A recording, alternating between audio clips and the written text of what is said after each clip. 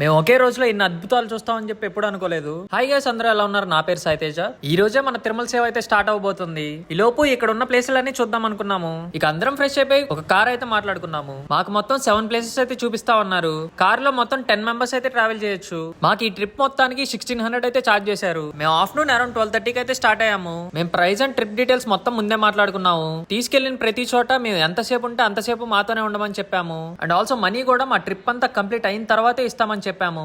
మేము మొత్తం 7 ప్లేసెస్ అయితే చూసామని చెప్పాను కదా.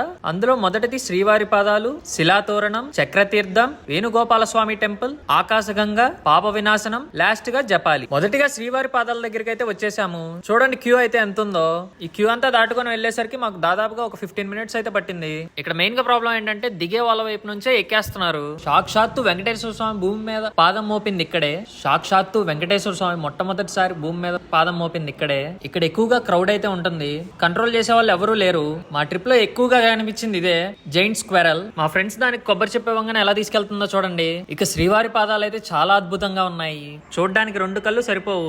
ఇక మీరు తిరిగి వచ్చేసేటప్పుడు మొత్తం షాపింగ్ అయితే ఉంటుంది. Hair oils, clips, earrings, dhoop sticks అన్ని ఉంటాయి. తినడానికి స్నాక్స్ కూడా ఉంటాయి. ఇక్కడ ఫొటోస్ కి అయితే స్పాట్ చాలా బాగుంది.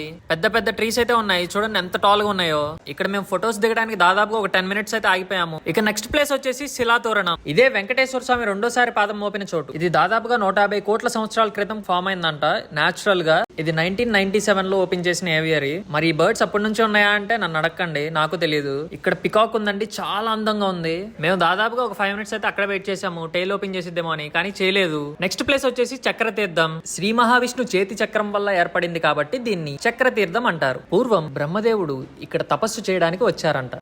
అప్పుడు నీరు అవసరమై శ్రీ మహావిష్ణువుని ఇక్కడ తపస్సు చేసుకోవడానికి నీరు కావాలి అని అడిగారట. అప్పుడు శ్రీహరి నేలను తవ్వి జలం పాతాళ గంగ పైకి వచ్చేలా చేశారట. తర్వాత మనం వచ్చింది వేణుగోపాల స్వామి టెంపుల్ కి. ఇక్కడ టెంపుల్ ఎంట్రీకి 5 రూపీస్ అయితే ఛార్జ్ చేస్తున్నారు. హనుమాన్ ను కూడా చూస్తాము. ఇక్కడ మనం వేణుగోపాల స్వామితో పాటు హనుమాన్ ని మరియు హాతీరాం బాబా జీవ సమాధి కూడా చూస్తాం. ఓం నమో వెంకటేశాయ మూవీ చూసిన వాళ్ళందరికీ హాతీరాం బాబా ఎవరో తెలుస్తుంది. నెక్స్ట్ ప్లేస్ చూపించడానికి వీడియో అయితే లెంత్ అయిపోయింది. సో నెక్స్ట్ పార్ట్ అయితే చూపిస్తాను రేపు.